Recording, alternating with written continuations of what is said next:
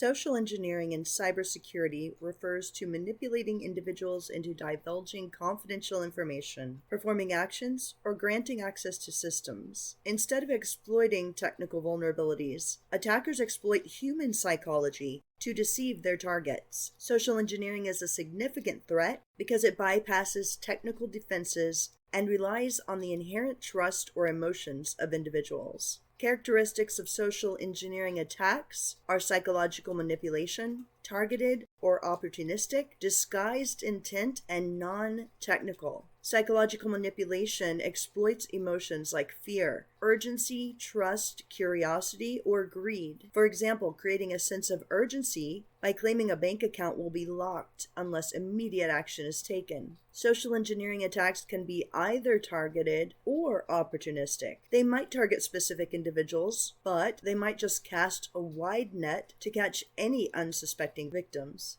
Social engineering attacks have disguised intent, as attackers are usually masquerading as trusted entities like colleagues, tech support, or institutions you know. And social engineering attacks are a way for cybersecurity attacks to be non-technical, as they focus on the human interaction rather than on exploiting software or hardware vulnerabilities, though technical components like phishing emails may be used as part of a social engineering attack. Common social engineering techniques are phishing, pretexting, baiting, tailgating and piggybacking, quid pro quo, impersonation, and dumpster diving. Phishing, as you may know, is fraudulent communications via email or text that appear to be from a legitimate source, tricking recipients into providing sensitive information. A fake bank email might ask for account credentials, for example. Pretexting is creating a fabricated scenario to persuade the target to share information or perform actions. They might pose as an IT administrator needing a password for maintenance. They might pretend to be friendly and share personal information with you in the hopes that you'll share personal information with them. Baiting is when something enticing is offered, like free software or a USB drive or a gift card for coffee, and these can lure victims into a trap. Sometimes they'll drop infected USB drives or set them somewhere in a parking lot. They might even label the USB drives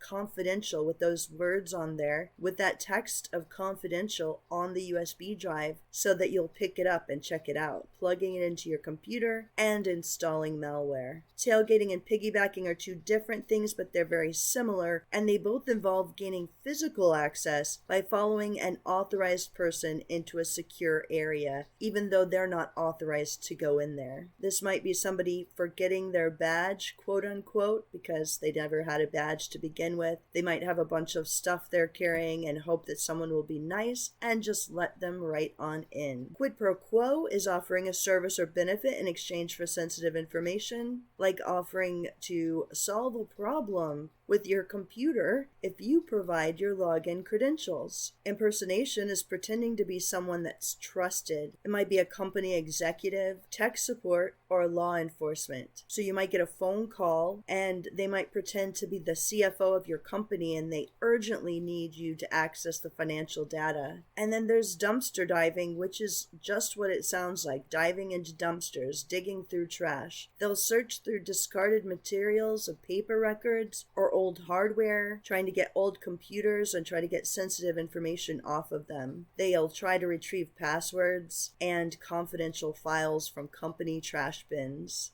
Social engineering is one of the most effective ways that hackers start the process of breaching a company. It's effective because people naturally trust familiar or authoritative figures, making them more likely to comply, so they're exploiting trust. It preys on people's emotions, like fear, urgency, curiosity, to provoke quick, unthinking responses. And they bypass technical defenses, so you can have your system as secure as you want, and the hackers will use social engineering to get in without having to use technology the same way. Firewalls, antivirus software, and intrusion detection systems, none of those can prevent the human error. Social engineering is often tailored, even though it's also opportunistic. They might specifically target people who they found their social media details online and say things as if They know information that they just scraped from offline. They'll use personalized techniques to increase their success rates. They'll use relevant details, real-world examples of breaches that happen because of social engineering being successful.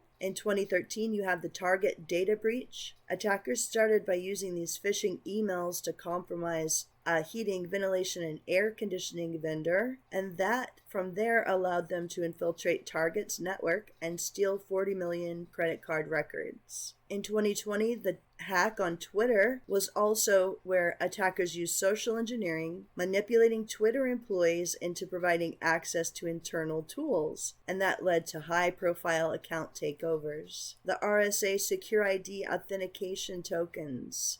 So in 2011, there was the RSA breach where phishing emails with malicious attachments, people clicking and opening malicious attachments from emails, led to the theft of sensitive data related to RSA Secure ID authentication tokens. 6 ways you can defend against social engineering is user education and awareness, identity verification, limiting access permissions, using strong authentication, security policies in place and enforced, and regular security audits. For user education, you're training your employees to recognize social engineering tactics and reporting suspicious activity. For identity verification, require those additional verification steps for sensitive requests like calling back on a verified number.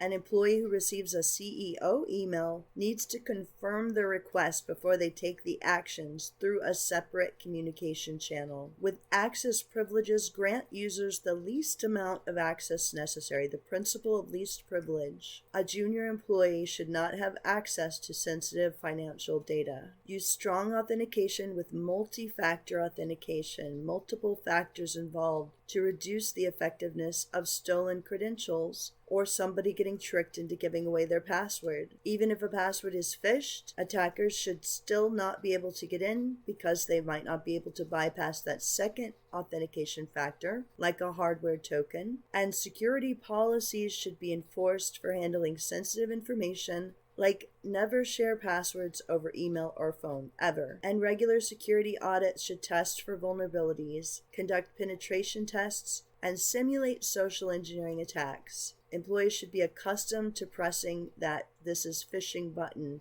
phishing simulations, gauging the employee's awareness, and training those who are found to be unaware. Social engineering is one of the most prevalent and dangerous attack methods, relying on human error rather than technical flaws. Recognizing the techniques and implementing preventive measures like education, policies, and strong authentication are essential if you're going to mitigate these risks of social engineering. There has to be a culture of cybersecurity awareness in order to defend against social engineering threats. That's the only way you have any chance.